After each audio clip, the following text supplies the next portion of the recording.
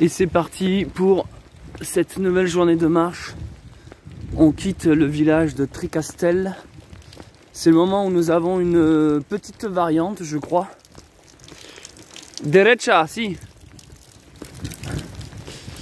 Donc la pluie est toujours là, mais c'est devenu une sorte de grosse neige, on sait pas trop.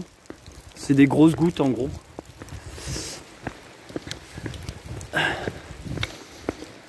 Et je crois, sans me tromper, que c'est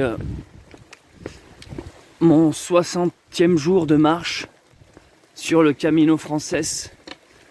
C'est donc le 60e vlog que vous visionnez. 60 jours les amis, 60 jours, ça veut dire que ça fait 2 mois. 2 fois 30. 2 mois complets. 2 marches. 2 randonnées. C'est long, hein. 2 mois sur une année, c'est long. Mais on fait des rencontres, on se lie d'amitié et on vit des expériences, on passe par tous les états d'âme.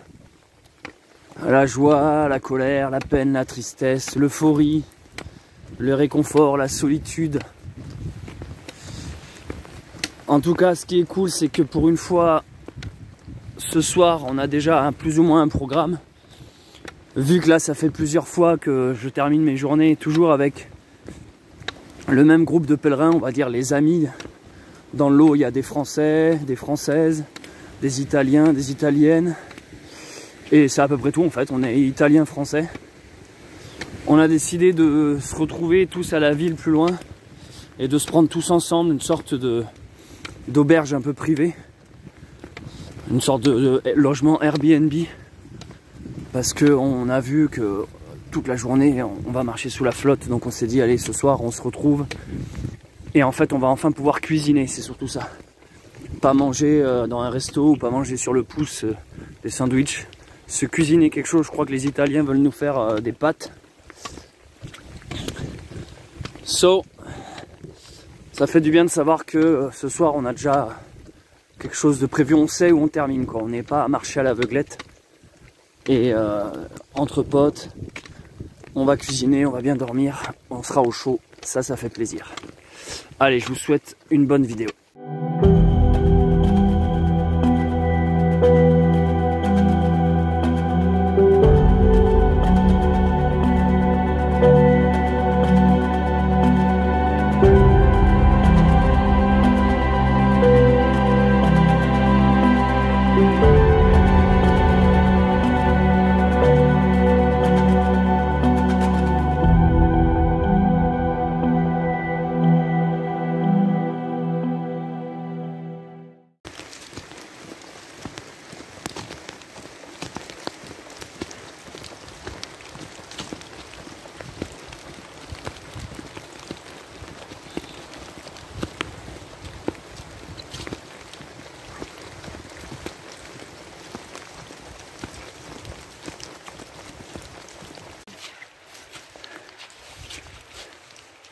Pianta i bastoni e alza l'acqua.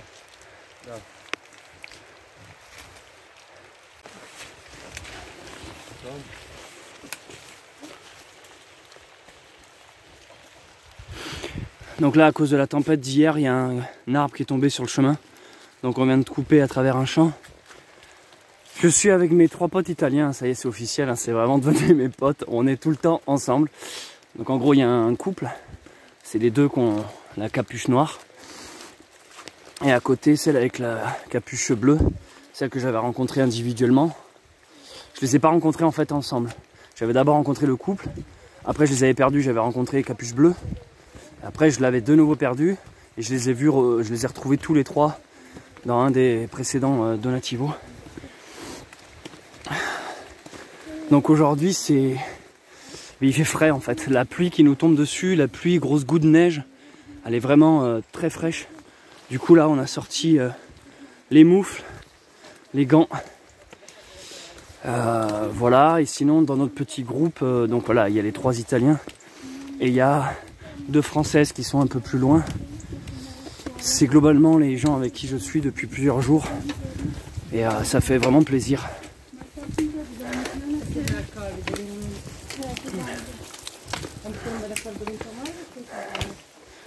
Donc là nous sommes en Galice. Il nous reste environ 130 km jusqu'à Santiago. Certains s'arrêtent à Santiago, d'autres vont jusqu'à Fisterra, d'autres encore ne savent pas s'ils continuent ou s'ils s'arrêtent. Ce qui est intéressant, ce qui est cool, c'est que ça me fait une expérience assez différente du chemin en France. La nature, la météo, la saison aussi, l'automne, l'hiver, la pluie, fait que j'ai quand même été souvent obligé de me rabattre sur les gîtes, les donativos. J'ai eu de la chance de trouver pas mal de donativos, parce que finalement c'était entre guillemets un peu le seul luxe que je m'accordais. Et en fait, de fil en aiguille, à force d'être dans des donativos et des albergues, bah, tu finis par revoir les mêmes têtes, les mêmes pèlerins. Et au début, il y a comme une relation un peu timide, quoi. Tu dis juste bonjour, un salut de la tête, puis tu vas directement te coucher. Puis après, il y a un peu plus de conversation. Ah, t'as fait combien de kilomètres aujourd'hui? Tu viens d'où? Puis après, ça commence à s'entraider. C'est genre, tiens, j'ai mal ici, t'aurais pas une pommade ou un truc comme ça? Puis après, ça commence à partager des trucs, genre, tiens, je vais utiliser la machine à laver du Donativo, t'as les slips à laver ou quoi? Puis petit à petit, en fait, les liens se créent. Et après, c'est genre, ah bah tiens, ce soir, on va là, on n'a qu'à s'y retrouver. Et jusqu'à maintenant, où bah, finalement, là, ça fait plusieurs jours que je suis un peu tout le temps avec le même groupe. Et c'est quelque chose qui est fort appréciable. Je prends juste une tente et je vais affronter mon destin. Finalement, il y a ce truc imprévu qui arrive et dont d'un coup, tu prends conscience que c'était important. Tu pensais que tu n'en avais pas besoin et une fois que tu l'as, tu dis, mais putain, c'est tellement nécessaire. Et là, je parle du soutien, en fait, du soutien, de la rencontre, de l'amitié, de l'autre. Et c'est vraiment quelque chose qui est très très agréable. On a les mêmes idées, les mêmes convictions, on est dans la même tranche d'âge, donc on partage un peu les mêmes galères, les mêmes pensées, les mêmes délires spirituels, j'ai envie de dire. Et c'est fort appréciable, vraiment. J'avoue que quand on y pense là, 60 jours de marche, on s'en rend pas compte, mais c'est... Les deux Françaises avec qui je suis là depuis quelques jours, que je croise, elles ont fait d'une traite. Vraiment, elles sont parties du Puy-en-Velay jusqu'à aujourd'hui, quoi. Elles se sont jamais arrêtées. Elles ont pris un jour ou deux de pause, comme j'ai pu le faire de temps en temps, du style ne pas marcher pendant un jour, se reposer dans telle grande ville et reprendre que le lendemain. Ça, elles l'ont fait. Mais je parle, elles n'ont pas fait de grosses coupures. Elles ne sont pas, par exemple, rentrées chez elles. Et moi, j'avoue que d'avoir séparé mon chemin globalement en deux, d'avoir fait la partie française, puis un break, puis la partie espagnole, j'avoue qu'on a moins cette sensation d'énorme continuité, de distance. Mais pourtant, quand j'y pense, j'ai tout fait à pied. Enfin, je veux dire, si on recolle les morceaux, si on oublie cette pause entre les deux, entre la partie française et la partie espagnole, c'est quand même incroyable de se dire, putain, mais attends, j'ai marché depuis le Puy-en-Velay jusqu'en Espagne, et j'ai traversé ensuite l'Espagne. Et là, voilà, quand tu reviens à te dire 60 jours dehors, à marcher, je sais pas, je trouve ça... Je conscientise pas, en fait, c'est vivre 2 mois, finalement, avec la nature. Et même pour ceux qui dorment dans les gîtes ou les auberges, hein, c'est 2 mois dans la nature, à marcher. Chaque jour, qu'il vente, qu'il pleuve, qu'il neige, tu prends ton sac et t'avances. Et chaque jour, c'est nouvelle rencontre, nouvelle ville, nouveau mystère. En fait, c'est toujours une aventure.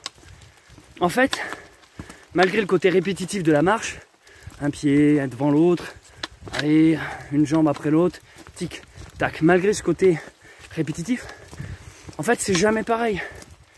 C'est pas juste, faut pas se dire c'est 60 jours de torture en mode et allez, faut remarcher, et allez, un jour de plus, comme le jour précédent, et comme le jour suivant. Non, c'est jamais pareil. c'est jamais pareil. La seule chose qui est en commun, c'est la marche, l'idée du mouvement, d'avancer. Ça, c'est la chose que tu retrouves. Mais c'est tout. C'est toujours nouveau, toujours différent. Je pense que c'est ça que les gens apprécient, parce que si vous allez voir des retours, des témoignages de pèlerins qui ont fait le chemin, je veux dire, on retrouve toujours les mêmes un peu conclusions, quoi.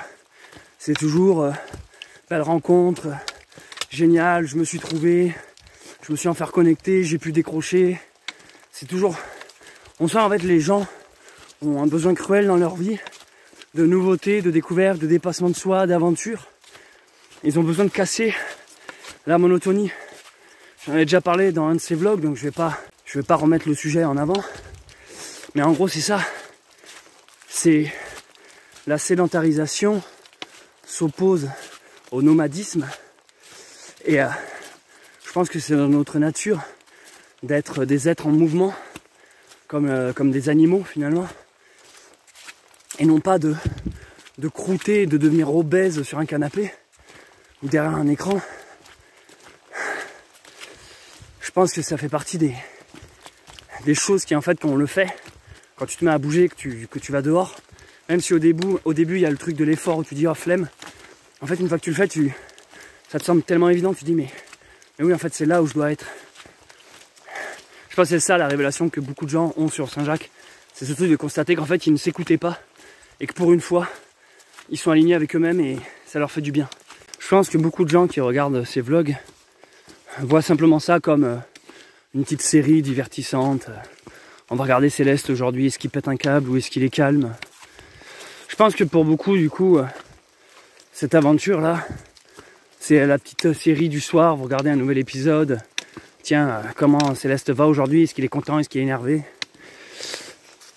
Pour certains, c'est juste une rando. C'est juste du divertissement, en fait. Mais je pense qu'il y en a assez peu, en fait, parmi vous, qui comprennent réellement le sens et de ce chemin et de ces vidéos. Il y en a assez peu, en fait, qui calculent que ce n'est pas une rando, c'est un pèlerinage, que c'est une route initiatique que je partage là. C'est une autorisation. Je vous fais croquer un peu de mon aventure, mais c'est qu'un tout petit bout. Je vous autorise à voir une certaine forme d'intimité. Je vous autorise à entreapercevoir mes réflexions, un bout de moi. Mais vous êtes tellement loin de la réalité de ce qui se passe concrètement ici, sur le chemin. Et tous ceux qui vivent ça par procuration, qui se disent « Cool, j'avais la flemme de faire le chemin, tu le fais pour moi ». Vous êtes tellement dans l'erreur et à 10 minutes vous imaginez que en réalité il faut le faire soi-même et pas se contenter de ces vidéos. Quant aux autres qui se disent bah, « il en fait trop, ça va, c'est qu'une rando », bah faites-le. Faites-le les gars. Venez vous lever tous les jours à 7 h et vous enculer 30 km. Venez faire ça pendant 2 mois. Il y a une part de moi qui tient la parole, que je m'étais donné à moi-même, fixé à moi-même, qui est que je m'étais dit de faire sortir une vidéo par jour et de retranscrire mon aventure. Mais il y a une autre part de moi qui me fait dire mais est-ce que ça leur sert vraiment à quelque chose quoi? J'aimerais simplement que vous preniez conscience que si je filme, c'est uniquement pour vous. Mais par contre, c'est pour moi que je fais le chemin. J'accepte de vous montrer une part de ça. Et que les quelques personnes qui ne peuvent pas s'empêcher de critiquer dans les commentaires en disant ouais, tu dors pas dehors, ouais, tu triches, ouais, t'es pas un vrai pèlerin, t'en fais trop et tout. Je pense que c'est tellement facile de finalement critiquer sur le seul qui s'expose. C'est facile de rester bien cloîtré chez soi et finalement de taper sur celui qui brille. Et ça montre juste votre faiblesse et votre lâcheté. Je vais profiter d'un peu de plat et aussi de calme en termes de météo. Il ne pleut pas, il n'y a pas trop de vent. Pour continuer notre descente aux enfers, hein, rappelez-vous, ça fait que depuis quelques vlogs que je vous décris l'enfer de Dante, de la Divine Comédie, auteur italien 12e, 13e siècle, qui nous décrit l'enfer dans chacun de ces vlogs depuis quelques jours, je vous parle d'un cercle. Aujourd'hui, exceptionnellement, je vais vous parler de deux cercles, des deux cercles suivants. Donc, nous avons vu d'abord le premier cercle, les limbes, ensuite la luxure, ensuite la gourmandise, ensuite nous avons vu l'avarice, et hier c'était la colère. Alors, aujourd'hui, le premier cercle, celui en dessous de la colère, on continue notre descente. Hein. Le cercle suivant, c'est donc le cercle de l'hérésie. Il va être assez court, celui-là, c'est simplement les hérétiques. Ceux qui ont péché et qui ont conscience de leur péché. Ils savaient très bien qu'en faisant ce qu'ils ont fait, ils étaient dans l'erreur. Et ils l'ont fait quand même, et l'ont même fièrement assumé. C'est toutes les personnes un peu présomptueuses qui pensent qu'elles sont au-dessus des lois sacrées, divines. Comme le décrit Dante, c'est les personnes qui, en plus de faire mourir leur corps, fait mourir leur âme. En gros, ce sont les personnes qui ne croient plus en rien. Ça pourrait ressembler aux athées que j'avais décrit dans le premier cercle. Alors maintenant, je vais prendre des pincettes parce que je vois que tout le monde a du mal avec cette notion d'athéisme. Tout le monde se revendique athée. Hein. Mais athée, c'est quand on ne croit en rien. Ne me sortez pas l'exemple de non, moi je crois pas aux religions, mais je crois en quelque chose. C'est que vous n'êtes pas athée à ce moment-là. J'en profite pour le dire. Athée, quand on dit quelqu'un est athée, c'est qu'il ne croit absolument en rien. Pour lui, il est là simplement une sorte de mec qui vit point quoi. Il y a rien, il croit en rien. Donc si vous commencez à me dire moi je crois au karma, moi je crois en la nature, moi je crois, ben, c'est que vous n'êtes pas athée en fait. Vous n'êtes pas religieux pour autant, mais vous n'êtes pas athée. Voilà. Ici sont les personnes qui ont passé leur vie finalement dans les choses, les hérétiques en fait, hein, qui ont laissé tout ce qui était spirituel, divin derrière elles, qui ont comme perdu leur foi ou abandonné, ou même n'en sont jamais vraiment occupés, ont préféré s'occuper de choses plus concrètes, plus matérielles. Alors il nous donne l'exemple d'un guerrier qui par exemple est fier de son pays, de sa patrie, qui a passé toute sa vie à défendre son territoire, donc à faire la guerre finalement, mais en fait on ne retiendra que lui de la haine et de la vengeance en fait. Tout ce qui laissa dans son sillage, c'est voilà de la tristesse du monde, de la tristesse du conflit. Donc l'hérésie, on peut comprendre que ce sont aussi les hérétiques. Hein. Par exemple, j'ai fait le sentier cathare, une rando. Le catharisme, une sorte de variante du christianisme, était considéré par l'Église comme hérétique, hein, par le pape.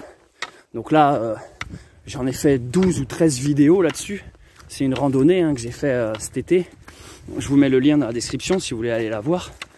En gros, pendant 14 jours, je vous explique tout le concept des cathares, leur philosophie, leur mode de vie, leurs croyances. Un concept que j'aime beaucoup, hein, le catharisme est quelque chose qui me plaît énormément. Et je m'auto-revendique le dernier cathare. Hein. Je suis le dernier cathare. Bref, je vous invite à aller voir tout ça si vous voulez plus d'informations sur les cathares. Et donc les cathares ont été considérés comme hérétiques. C'était, si vous voulez, tu as le christianisme, et puis tu as une petite variante qui au début ne fait pas peur, et puis qui prend de l'ampleur, et donc ça devient comme une nouvelle religion, qu'est le catharisme. Et du coup, c'est ce qui a créé après les croisades contre les albigeois, et l'Inquisition pour absolument éradiquer et brûler tous ces hérétiques qui se sont finalement déviés du droit chemin, du moins ce que l'Église considère comme le droit chemin. D'ailleurs, la torture de ces gens-là, des hérétiques et de l'hérésie, c'est de brûler éternellement sur un bûcher. Hein. Voilà, et on retrouve cette idée des cathares. Hein. Les cathares sont tristement célèbres pour avoir toujours cru en leurs convictions, gardé leur foi, et du coup on les a brûlés. J'en avais parlé aussi dans la vidéo sur les sentiers cathares. Le fait de cramer les hérétiques cathares, c'était à la fois pour purifier leur âme et en même temps pour leur montrer que les envoyer en enfer, dans les flammes de l'enfer. Le feu avait cette double représentation symbolique des flammes de l'enfer et en même temps l'espoir de purifier leur âme pour pourquoi pas les sauver. Bref, du coup voilà les hérétiques, et on va parler donc du cercle suivant, du cercle en dessous l'hérésie, qui est donc le cercle de la violence. Alors pourquoi je vous parle de 2 cercles aujourd'hui? Parce que déjà celui de l'hérésie, je n'ai pas plus à dire. Et ensuite parce que je trouve qu'il se répète un peu avec le premier qui est celui des athées, les limbes. Et ensuite parce que mine de rien j'approche bientôt de Santiago et si je continue au rythme d'un cercle par vlog, je serai à la limite à Santiago que j'aurais pas fini de vous parler de l'enfer de Dante. Donc dans celui-là j'ai décidé d'en mettre 2. Du coup dans ce cercle là, le cercle suivant donc c'est la violence. Alors dans ce cercle on retrouve on va dire trois fleuves, qui séparent en 3 parties ce cercle, ce territoire de l'enfer. Et dans chacune de ces zones qu'on appelle des girons, premier giron, deuxième giron, troisième giron, il y a des tortures différentes en fonction du type de violence. Alors dans le premier giron, dans la première partie de ce cercle, c'est les gens violents, qui sont ni plus ni moins que du coup décrits comme des animaux. Donc dans l'enfer de Dante, il nous prend l'exemple du Minotaure. Le Minotaure, le fameux Minotaure de la mythologie, hein, qui est dans le labyrinthe, tué par Thésée, qui est en fait ni plus ni moins qu'une bête non réfléchie. C'est simplement de la violence incarnée, de brutal. Et en fait, là, il nous décrit les gens qui sont finalement que des animaux qui sont pas très intelligents et qui leur unique réponse est toujours la violence. Alors ça, on en connaît un paquet nous sur internet, hein, enfin même dans le monde finalement. Je veux dire, il suffit de voir tous ces gens qui dès l'instant que ça ne se passe pas comme ils le souhaitent ou qui sont frustrés ou contrariés, ne se retiennent pas en fait. Donc déjà ils passent par tous les stades, hein, la frustration, la colère et la violence. Et si vous voulez, c'est pour ça que ce cercle est encore plus bas que celui de la colère qu'on a vu hier. Parce que si vous voulez, c'est l'évolution. C'est genre, tu peux être colérique envers quelqu'un, mais sans jamais spécialement passer à l'acte. Juste, t'es en colère, c'est quelque chose que tu rumines. Que là, il y a, dans la notion de violence, c'est une sorte de colère, mais en plus, tu passes à l'acte. Tu tapes. Tu tapes au lieu de parler, tu tapes au lieu de t'expliquer, de négocier, de faire comprendre ou de chercher à comprendre. Donc c'est encore, on retrouve encore cette idée de la non-maîtrise de soi. La violence et donc la part animale finalement. Et d'ailleurs dans ce cercle, la petite particularité, c'est qu'on retrouve l'archange Saint-Michel qui vient ouvrir les portes de l'enfer à Dante et à Virgile, qui eux visitent les enfers, hein, je vous rappelle. Parce qu'en fait l'archange justement symbolise précisément, l'archange Saint-Michel symbolise précisément celui qui a dompté l'animal en lui, qui maîtrise la bête et donc qui maîtrise en l'occurrence la violence.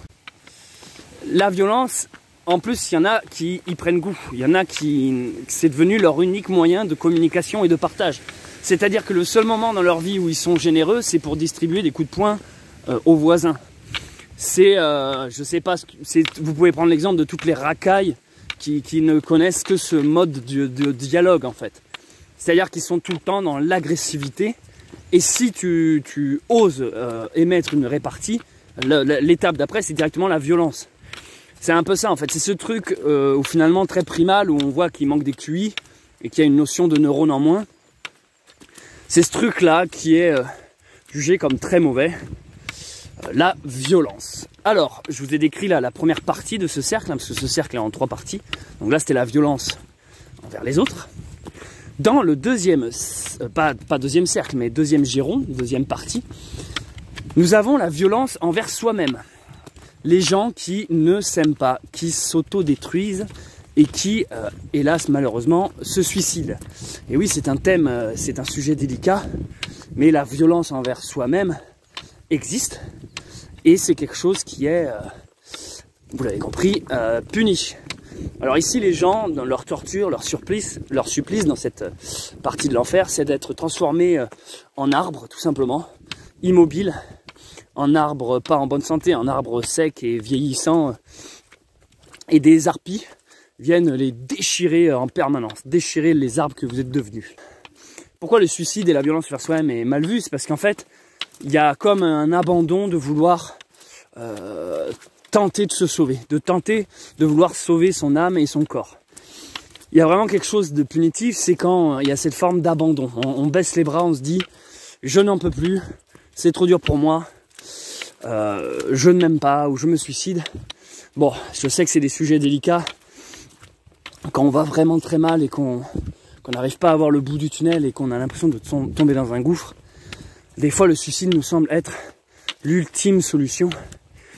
C'est compliqué, c'est des sujets délicats, donc on va pas s'aventurer là-dedans dans ces vlogs. Moi je vous décris simplement l'enfer. Ce qu'il faut simplement comprendre, et c'est un peu comme tous les textes religieux ou les textes bibliques, il faut toujours essayer de voir un peu plus loin que textuellement et premier degré. C'est pas vraiment tu t'aimes pas, bam, tu vas en enfer. Je veux dire, il y a toujours la notion de rédemption, de pardon, il y a toujours le pouvoir d'aller mieux et d'aller de l'avant. En réalité, c'est un peu ce qui est mauvais quand on parle de l'enfer, c'est toujours on essaie de mettre la crainte dans la tête des gens pour les faire tenir à carreau, quoi. C'est un peu la peur qui domine. Mais en réalité, il vaut mieux dominer par l'amour que par la peur. C'est pas en essayant de faire peur aux gens qu'on va réussir à les faire devenir... Enfin, du coup, si, ça marche, mais c'est pas une bonne idée. De les faire devenir moutons, carrés, obéissants. La plupart des gens qui ont peur du Covid ont bien été se faire vacciner, sont bien maintenant à juger ceux qui ne sont pas vaccinés. Voilà, sont bien des consommateurs, tout comme c'était prévu depuis le début, parce qu'on les tient par la peur. Or, quand on décrit plutôt un monde bienveillant, de paix et d'amour, c'est beaucoup plus alléchant, et je pense que les hommes peuvent pousser de plus grosses montagnes. Ils auront une meilleure énergie, un meilleur élan à se dépasser et finalement à se transcender. Pour obtenir quelque chose de quelqu'un, il y a deux moyens, soit par la peur, soit par l'amour. Sauf qu'il y a un de ces deux moyens, l'amour, le résultat en sera beaucoup plus bénéfique, beaucoup plus grand et meilleur pour tout le monde. Du coup, quand on nous décrit l'enfer, faut pas juste baigner après dans la peur en se disant oh là là, si je me suicide, je vais en enfer. C'est une manière de dire aimez-vous. Ne vous suicidez pas, gardez espoir. Dieu vous aime et des gens sont là pour vous aider et des gens vous aiment. Sans parler du suicide, les gens qui ne s'aiment pas, ça existe.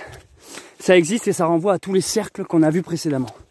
Les gens qui ne s'aiment pas, c'est-à-dire qu'ils vont être dans l'autodestruction ou le jugement d'eux-mêmes, en fait vont inconsciemment ou consciemment faire subir à leur corps quasiment tous les cercles précédents que nous avons vus. Ils vont commencer par refuser de croire en quelque chose, ça va être les limbes, ils vont être dans les excès, ça va être la luxure, toujours penser à la baise, à l'autosatisfaction, parce qu'en fait, il y a une forme de... Ils n'ont pas d'amour pour eux-mêmes, du coup ils comblent l'amour manquant en allant baiser à droite à gauche.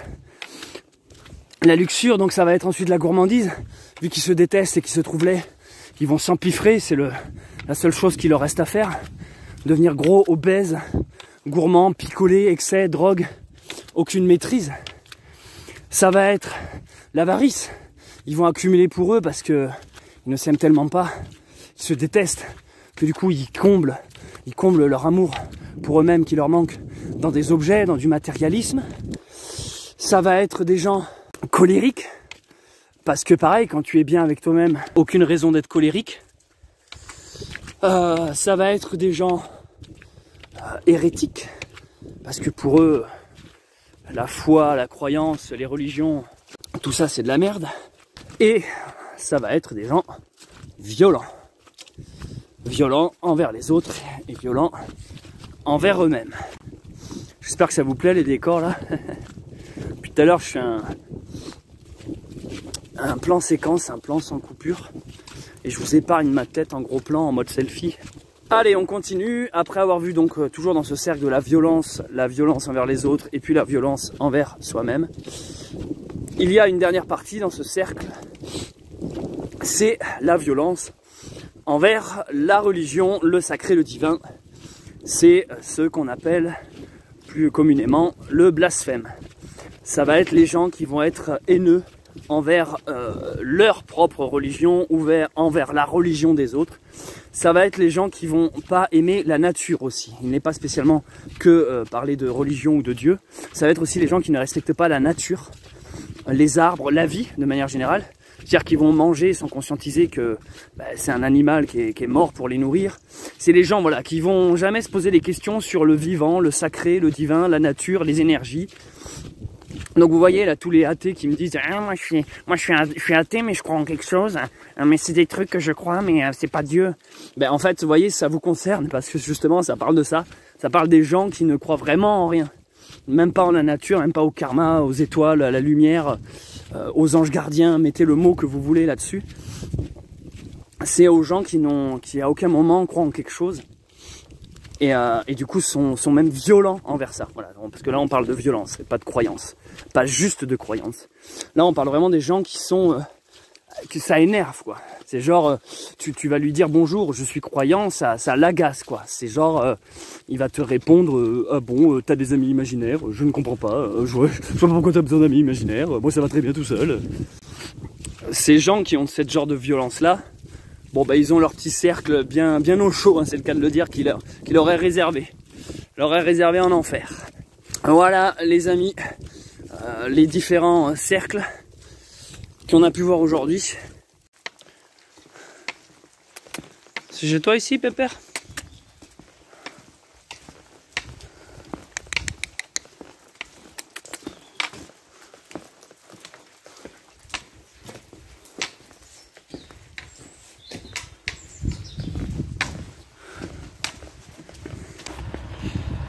Bon, et bien cette journée ma foi était assez longue parce qu'il a plu et il a fait très frais. C'est sous le signe de la fraîcheur que je me souviendrai de cette journée. Vraiment, on a eu les mains glacées là, on a eu du mal à se réchauffer tout à l'heure. J'ai même été obligé de sortir le réchaud. J'ai sorti le réchaud que je porte. J'ai fait bouillir de l'eau et on se trempait les doigts dans l'eau bouillante pour tenter de se réchauffer le bout des doigts. C'était galère parce qu'en fait pendant qu'on marche on trouve assez peu d'abris ou de bars. C'est vraiment en fin de journée quand tu arrives dans un village un peu gros qu'il y a des choses d'ouvert, mais en pleine journée c'est galère, hein. Tu fais que traverser des villages plutôt déserts et fermés. Donc là on est à Sarria.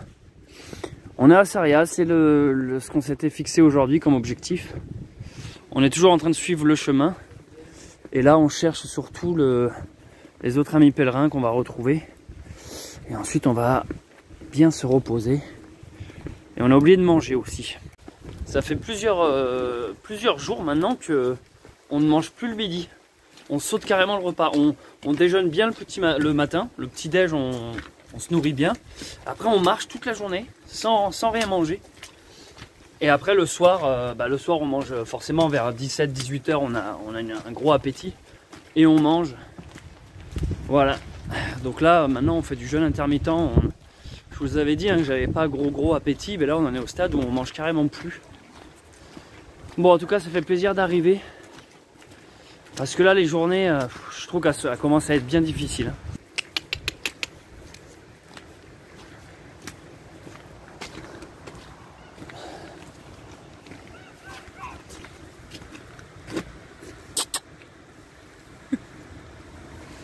Bon, en tout cas, je pense que je vais arrêter le vlog ici pour aujourd'hui. Je vous dis rendez-vous demain pour un nouveau vlog et puis j'espère qu'il vous a plu. Allez, ciao!